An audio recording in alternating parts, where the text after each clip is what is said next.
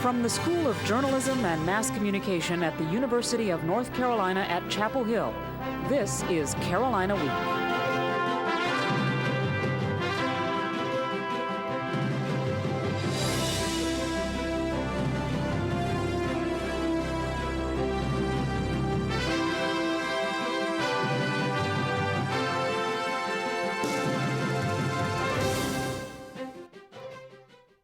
Education is what will produce the future for this state. It will for you and for the students who will follow you. UNC-Chapel Hill Chancellor James Measer speaks to students gathered earlier Wednesday to protest potential budget cuts on campus. Good evening, I'm Brooke Baldwin. Thank you for joining us for the May 2nd edition of Carolina Week. I'm Bridget Williams. We're proud to be bringing you coverage of Carolina news and events.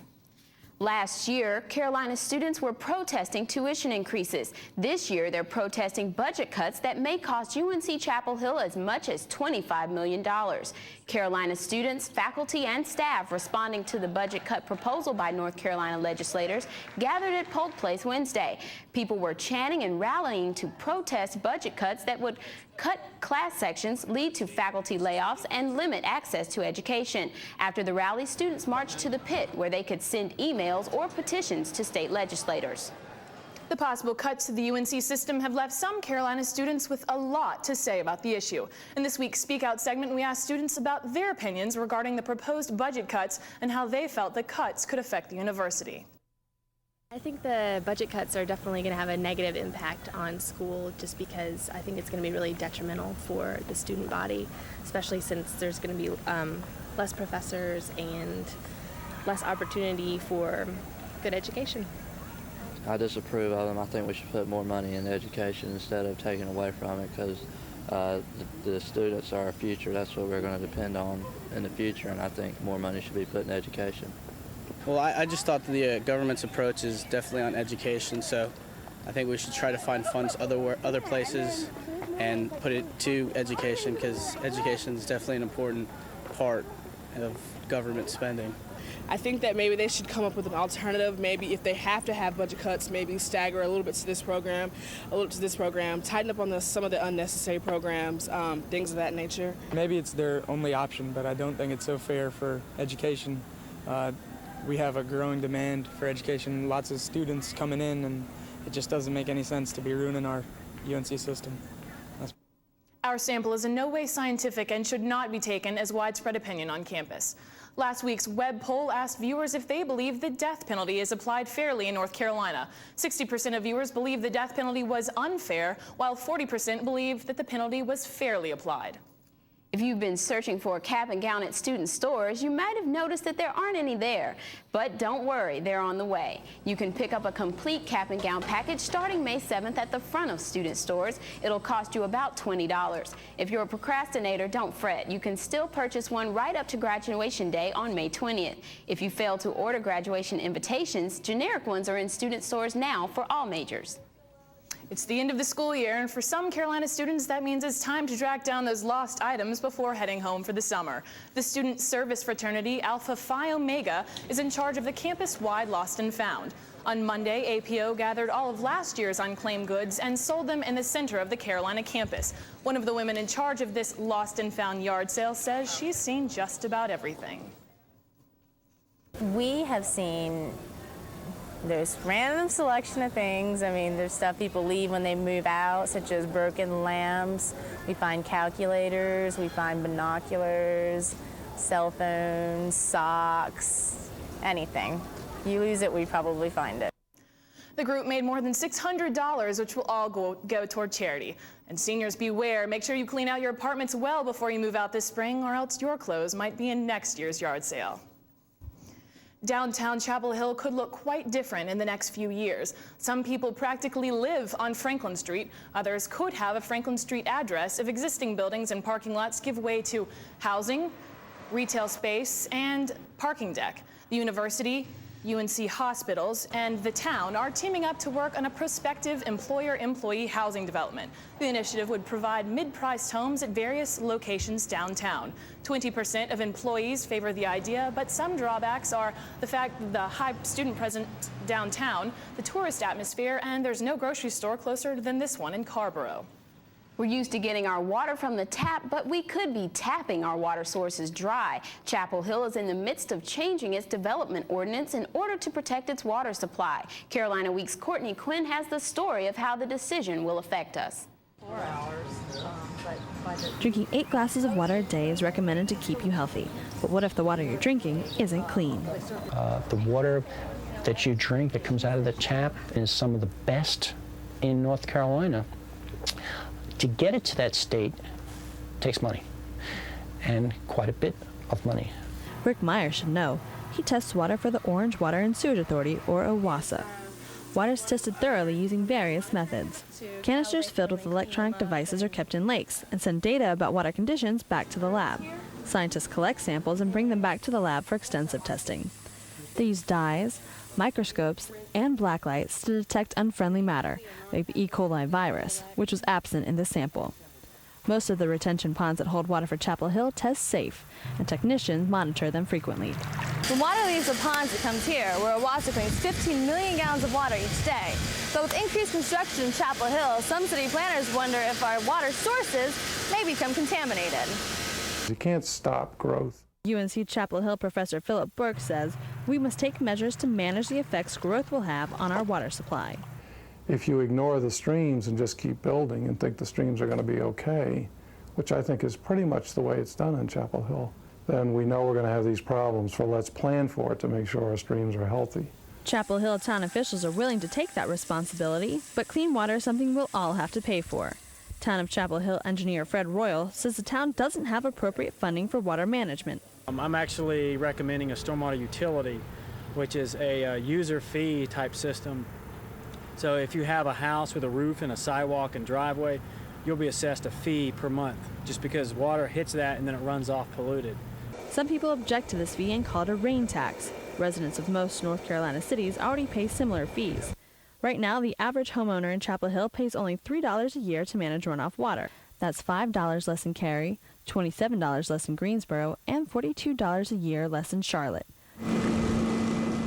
It may cost you a couple extra bucks a year, but Meyer says the long-term cost of not managing development's effects on our natural resources would be higher. We don't want to be able to just meet water demand. We have to be able to meet and exceed it with our treatment capacity. Town officials are ready to take necessary measures to help OWASA keep our water clean, as long as you're willing to help foot the bill.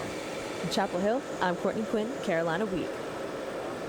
Residents can begin to expect to pay this fee sometime in the next 2 years. Town council members believe Chapel Hill is behind the times as far as stormwater management is concerned. And remember, stormwater ends up being the water we drink. Some UNC-Chapel Hill students and Triangle area residents are celebrating being survivors, and they're not talking about making it out in the Outback. We'll tell you about raising money for these folks. And members of the university come together for a special groundbreaking.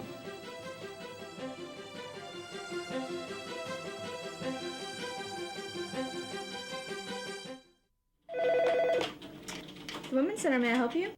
The Women's Center is a nonprofit agency that has served as a meeting place for women in the Triangle since 1979, making it one of the oldest freestanding women's centers in the country.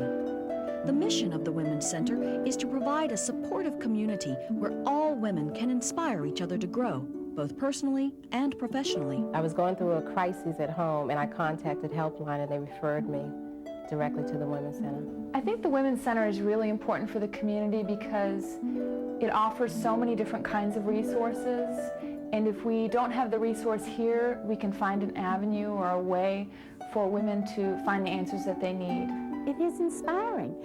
It's so exciting to be a part of something that really matters and really changes things. You can support the Women's Center through membership or by sending a contribution to the Women's Center, 210 Henderson Street, Chapel Hill, North Carolina, 27514. Walking can be tiring, especially if it's for an entire day. But this past weekend, many Triangle area residents walked in a 24-hour event to raise money for cancer research. The American Cancer Society held its annual Relay for Life on April 27th with the theme of survivors. Teams raised money for cancer research, and at least one person from each team had to be walking during the entire 24-hour period. Some UNC-Chapel Hill groups walked, while others entertained. At night, organizers set up luminaries to guide the way in honor of both cancer survivors and victims. East Chapel Hill High student Shantae Bryant says she enjoyed the event. It's like a lot of people that I know that battle cancer and a lot of people that I know that have died from cancer. So, I mean, it's like a perfect opportunity to raise money and just to be a servant. The 600 Triangle area participants raised nearly $50,000 for cancer research. Thousands of North Carolina women are battling breast cancer. A special exhibit in honor of their fight is here at UNC-Chapel Hill through May. The button chair contains thousands of unique buttons, each representing a North Carolina woman who is either a victim of this deadly disease or a victor against it. Since 1998, advocates have been using the chair to raise funds and awareness about breast cancer research. Recently, organizers used the button chair to help raise $25,000 for the North Carolina Breast Cancer Awareness Fund. The button chair is on display on the first floor of the Health Sciences Library.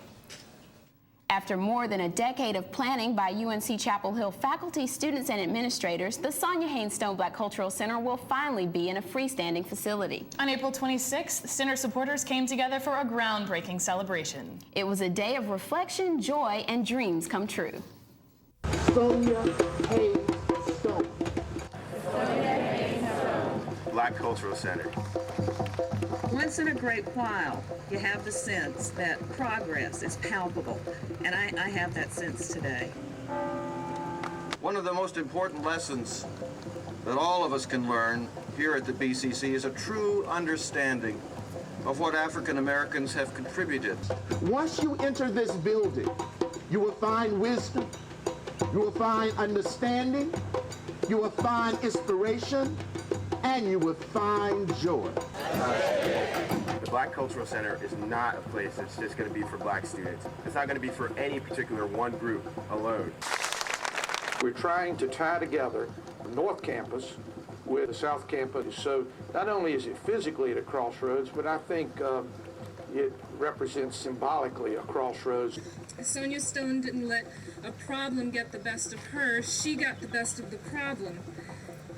We all face challenges in our life, but when we overcome them, the rewards are great indeed. I see the groundbreaking, very proud of that because I know what I put into it in 1993, but then I know what there's previous students and years before me of their hard work that they put in it. So I'm really glad to see that it's happening. Alumnus Tim Cobb just gave a $500,000 gift to support the center and name its theater in honor of his father. Carolina men's basketball coach Matt Doherty and women's coach Sylvia Hatchell laughing with the NCAA official. It's right in line with the message offered at a recent seminar on sportsmanship. Pursuing victory with honor drew hundreds of coaches, athletic directors, and school administrators from the Little League through the collegiate ranks to the Friday Center earlier this week. UNC-Chapel Hill co-hosted the seminar with the Character Counts sports program and the North Carolina High School Athletic Association. A lot of American citizens take living in a democracy for granted, but a Chapel Hill restaurant owner knows what being an American is all about. Carolina Week's Nicole Brusick recently spent the day with Charlie Twee. Little footprint, that really gives me a special feeling. That means he's an American citizen. This is little Paul, the first natural-born American citizen in the Twee family. Look at little feet. That's cute little feet. Grandfather Charlie Twee, better known as Charlie Two Shoes, has a new addition to his growing family. Paul is the second grandchild living in the United States, but the first to be born on U.S. soil. I was always hoping to have my third generation raised in American the way I want them to make a better American. You know, I owe a lot to this country. Charlie's love for the United States started when he was a small boy in China. During World War II, U.S. Marines stationed in his village befriended Charlie. Eventually, they adopted him as a little brother. But when the U.S. troops shipped out, Charlie could only wave goodbye to his friends. He was stuck in a communist country that would not tolerate a love for democracy. Years later, these same Marines managed to bring Charlie to the U.S., where his pride in America could flourish. Now Charlie passes on his spirit of patriotism to his grandchildren. Little Anna here carries on the Two Shoes legacy. She also, like Charlie, is proud to be an American. America, America. Anna sings the feelings that Charlie carries in his heart. He loves this beautiful country and makes everyone who knows him proud. I want Americans to be proud of me. I want the Marines, all my brothers, to be proud of me.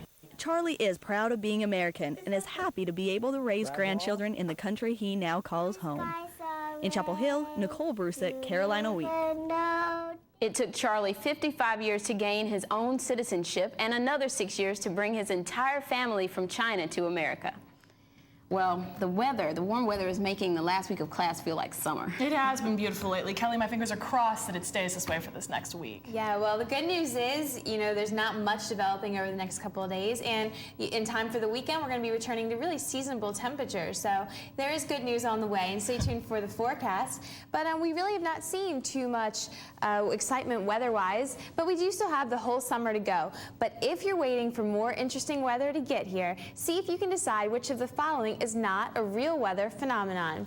Is it A, El Nino, B, heat lightning, C, a land spout, or D, a dust devil? I'll be back with your answer to the weather question and the weekend forecast in just a minute.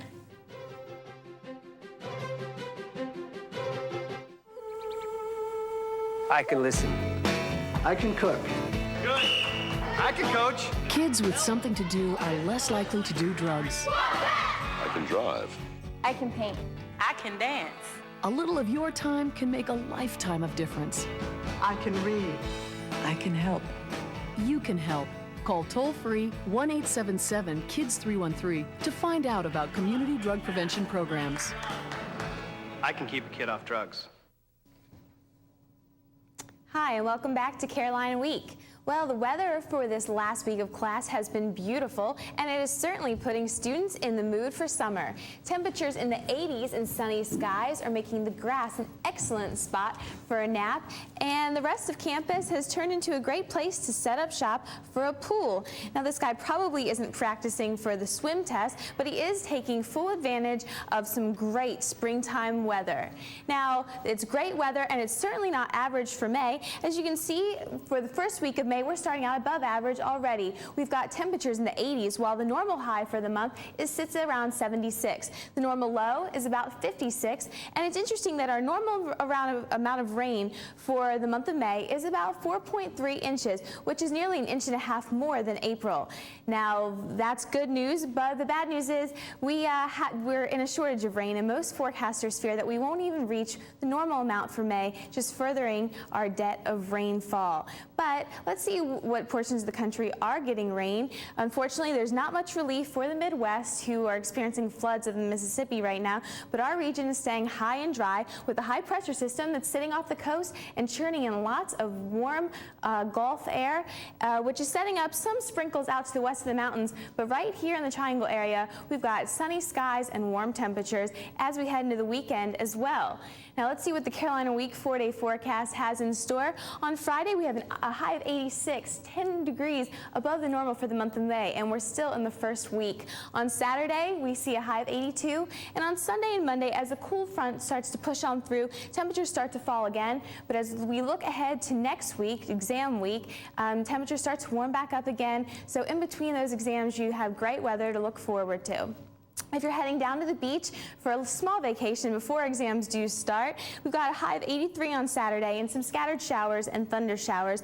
On Sunday, the sun comes back out with a high of 78. Now, out in the mountains, we see another chance for rain on Saturday, but Sunday looks like it's clearing up pretty nicely and turning out to be a great springtime weekend, and couldn't be better timed, the last week of classes and such. It's pretty nice. So we have that to look forward to, and nothing really interesting in the forecast, but if you can narrow down the weather question to what might not be the real choice. Have you thought about it? I thought maybe El Nino. I don't know about dust devil. Isn't that a vacuum? It might be, or a dirt devil. No, but actually, it's the most normal sounding is the wrong answer, or the right answer. In this case, it's heat lightning. There's no such thing, actually. It's just regular lightning. So it's something to annoy people with when they say, "Oh, there's heat lightning." Well, it's really not. Thanks, Kelly. Yeah, no problem. Kelly. Devin, as we get ready to take exams, some spring sports teams are getting tested on the field. And it's like May Madness now for them trying to get those ACC titles. Yeah, the school year is almost over and tournament time is coming for some teams in the Tar Heel area. Coming up in sports, we'll tell you just how fast some Tar Heels can row on the water, and we'll look back at the year that was in Carolina athletics, and we'll let you get to know the new head football coach just a little better. Going to break, this past week, the Tar Heel baseball team lost 2 of 3 to Clemson. That hurts, but Tuesday night they let out their frustrations against Port Liberty. The Tar Heels won 13-4, and the game was over after the 3rd inning when the Tar Heels scored 7 runs. The Heels have 4 more regular season games before the ACC tournament.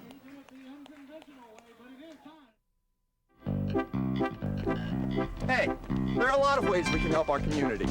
Spending our money in Orange County, whether it's filling up the car or shopping at local businesses, helps maintain our roads, improves our children's schools, and creates jobs. Spending your money locally helps us all in a big way.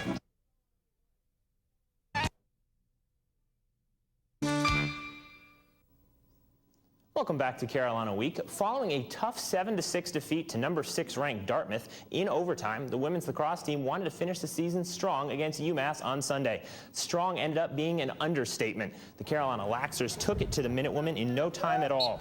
Here, Kelly Thompson goes behind the back for one of the Tar Heels' 20 goals on the day. Carolina limited UMass to just 5 goals, improving to 10-6 for the season. The Heels will now wait until Sunday, where they find out where they're going to be seated in the upcoming NCAA tournament. Carolina hopes to get home field advantage for the first round, which begins May 9th. The Carolina rowing team has championships on its mind. The team is now preparing for the NCAA tournament that's at the end of May. In the ACC tournament, the Lady Heels took 3rd place in the varsity 4s and 4th in the varsity 8s. They finished 4th overall in the conference championship. Carolina rower Aaron Neppel was named All-ACC for the 2nd straight season. We heard a lot about him, but haven't heard a lot from him. I sat down recently with Coach John Bunting to find out more about Carolina's new head football coach. What would your message to the students who will be returning next year, the Carolina faithful who will fill the stands next year, what would your message to them be? I would say right now, see how we play. See if we play with more enthusiasm. See if we play for 60 minutes. See if we play hard, tough-nosed, hard-nosed football. Will we be perfect? Can't be. We're too young on offense. Can't be done. Don't be discouraged. Have a little bit of patience. Appreciate what we're trying to get done. Stick with this team.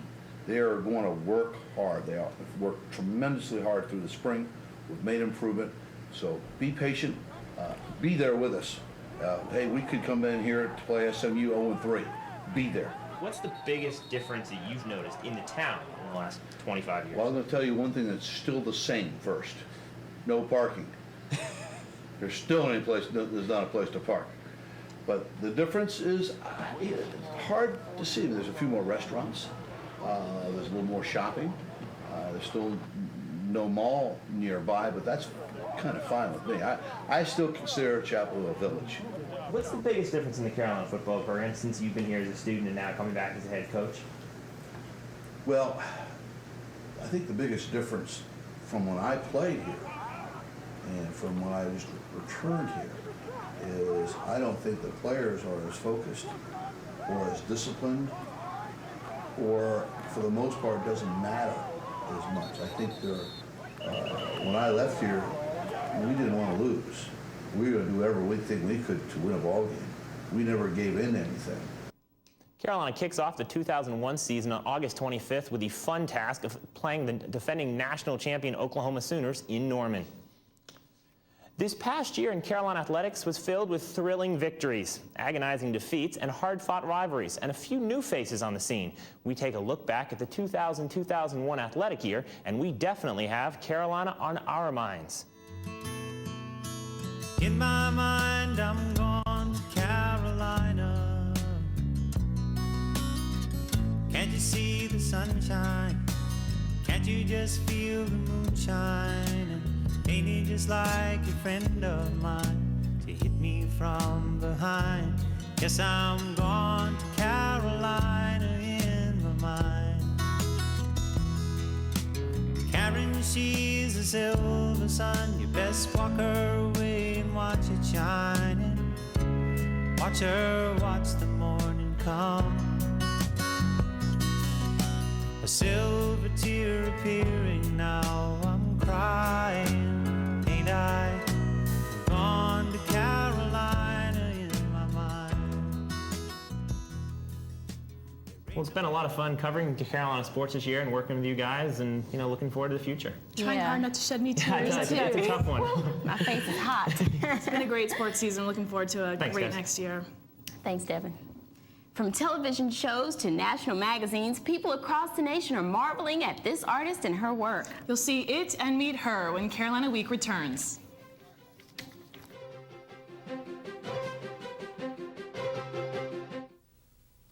When you buy disposable and overpackaged products for your home, you're really saying, I'm fine with depleting natural resources. Pollute our air and water. Energy? Wasted. People tell you, hey, go for less packaging. Check out reusables. Buy stuff in bulk. Well, you tell them, no thanks. I'd rather throw it all away. Buy smart. Waste less. Save more. She works out of her home, and she's never even had an art lesson. But her work is catching the eye of the entire nation. Carolina Week's Michelle Muscatello introduces us to one local artist finding fame with a brush and a trunk.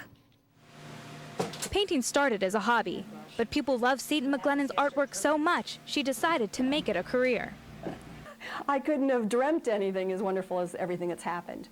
McGlennon makes hand-painted ornaments, greeting cards, pillows, trays, and her most prized art, memory trunks, all painted to reflect a customer's life. All their favorite foods, the chocolate cake, the martinis, where they're living now on the Outer Banks, the last trip they took. McGlennon starts her art with a questionnaire and interview. Then the customer sends in pictures, and McGlennon begins her memory trunk. I just get all the information, and as soon as I see it is when I get ready to go. I don't look at it before I'm ready to go, and then I just see everything, and I conjure up where I'm going to put everybody and how I'm going to lay it out, and 6 weeks later, you got a trunk. You got an original memory trunk. Pam Moeller says she doesn't mind the wait or the cost. Each trunk sells for up to $3,500. It's definitely worth the wait because nobody will ever have a gift like that. You can't go to the store and buy a gift like that. Oler's not the only one to be impressed by McGlennon's work. Oprah Winfrey featured her memory box on her show of favorite things. Seton's boxes and ornaments get sent to customers across the country, including President and Hillary Clinton. This ornament of the White House hung on the Blue Room Christmas tree in 1999. I thought, how am I going to top this? And the next year, People magazine. A full-page article about her and her memory trunks, worth remembering and now back-ordered until 2002. In Cary, I'm Michelle Muscatello, Carolina Week. That was a really neat story. I think I'm going to have to wait a little bit, though, before I can afford $3,500, I don't know yet, but that was beautiful. Well, that really does it for this edition of Carolina Week, and we thank you for tuning in, and we hope that you'll come back next season to catch some new shows. We've really had a great time. We want to say congratulations to all those graduating seniors in class of 2001. Best of luck to the rising class of 2002. Thank you for joining us, and be sure to come back. Be sure to watch next week for our special semester-ending edition of Carolina Week. And until then, have a good night and a good summer. If you have a story idea, contact Carolina Week at 843-8292. You can also visit us online at ibiblio.org/CW. If you have questions about this program, write Carolina Week at Campus Box 3365, UNC-Chapel Hill, North Carolina, 27599.